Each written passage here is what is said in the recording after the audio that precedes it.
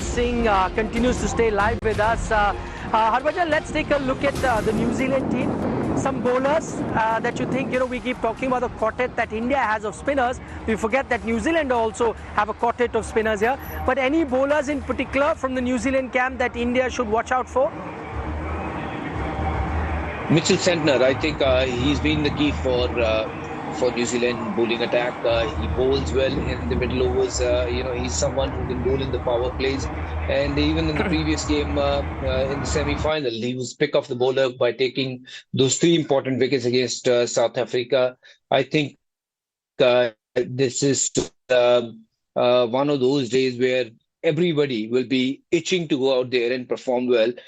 You don't need to take too much of a pressure, but just play Santner in a fashion where you're scoring him off in singles or double, and at the same time be aggressive. Look to hit those boundaries in between. So I think Santner would be key for New Zealanders. How well he bowled will decide their fate, and how well we play him, will see us where we want to be in terms of on the scoreboard. 280, 300, what we're talking about.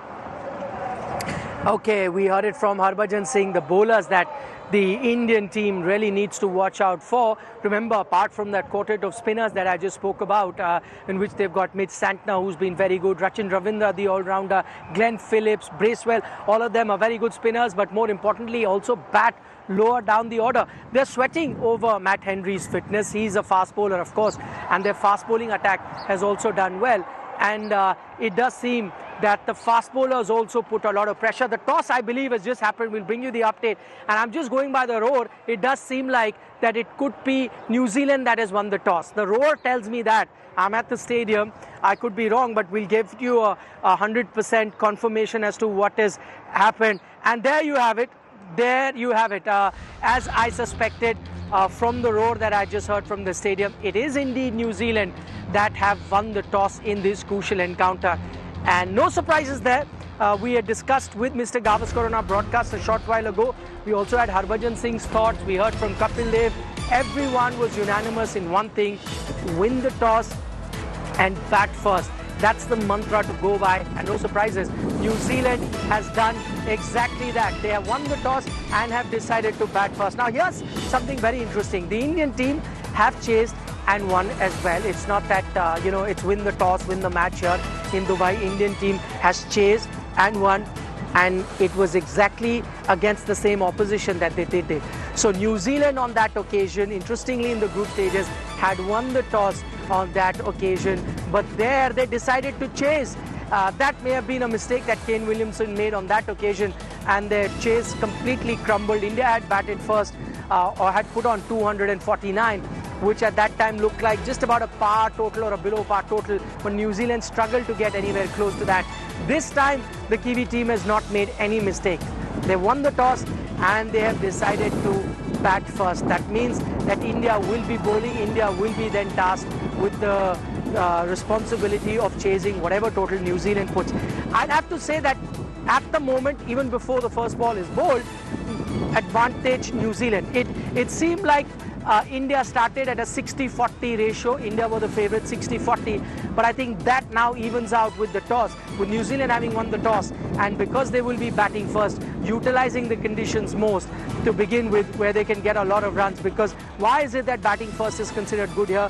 Because as the game progresses, the pitch tends to get tired, and then run scoring becomes tougher as you go along. So New Zealand will, in that sense, have some good batting conditions to bat on and get a good total. But what we are getting to hear at the moment is that may not have had any changes to their 11. We'll get the changes as well for what is it that the Indian team has done in terms of their playing 11. Just a reminder that they had been going in with 4 spinners, and this experiment of going in with 4 spinners again coincidentally happened in that game versus New Zealand. It was the India-New Zealand encounter where India went in with 4 spinners for the very first time in this tournament, and since then they have continued to do that. Okay, we're getting updates about New Zealand's playing 11. They made one change. Matt Henry is out, and I think That is a very, very big blow to the New Zealand team. Remember, Matt Henry in the tournament so far had played 4 matches, picked up 10 wickets. If you remember that India versus New Zealand game right here at the Dubai International Stadium, there also with the new ball, Matt Henry was troubling the Indian batters. He's out. For the last 2 days, the reports that were emerging from Dubai that he was very ginger in his bowling. He had been coming for practice, but not bowling more than 6 to 7 deliveries. That in itself was a big indication that Matt Henry will not be available. Now we have 100% confirmation that Matt Henry has been ruled out, and that is a big blow to the New Zealand team, a big relief for the Indian team. The rest of their team looks exactly the same, where they have Will Young and Rachin Ravindra, who did not start the tournament because of an injury, but when he came on, he's had a massive impact on the New Zealand team's fortune. So Rachin Ravindra, Will Young are going to be your opener, and then you have Kane Williamson, Daryl Mitchell, you've got Glenn Phillips, Latham there.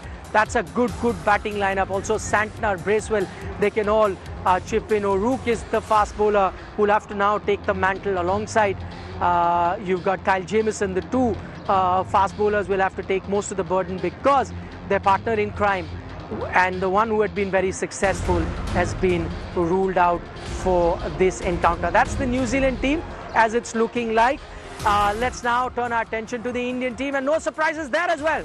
Unchanged Indian 11 for this final encounter. It's exactly the team that we first saw in this tournament versus, coincidentally, in the game versus New Zealand, where India went in with 4 spinners, and that's the exact same 11 they've gone in the final too. So here's a quick run through about the Indian playing 11. You have got Rohit Sharma, Shubman Gill as your openers, Virat Kohli at number 3, Shreyas Iyer is number 4, then you get Akshar Patel batting at 5, number 6 is KL Rahul, number 7 is a slot where you see an all-rounder and Hardik Pandya come in, number 8 is Ravindra Jadeja, then you have Kuldeep Yadav at number 9, Mohammad Shami at 10, and then Varun Chakravarti will be the last man in that batting order.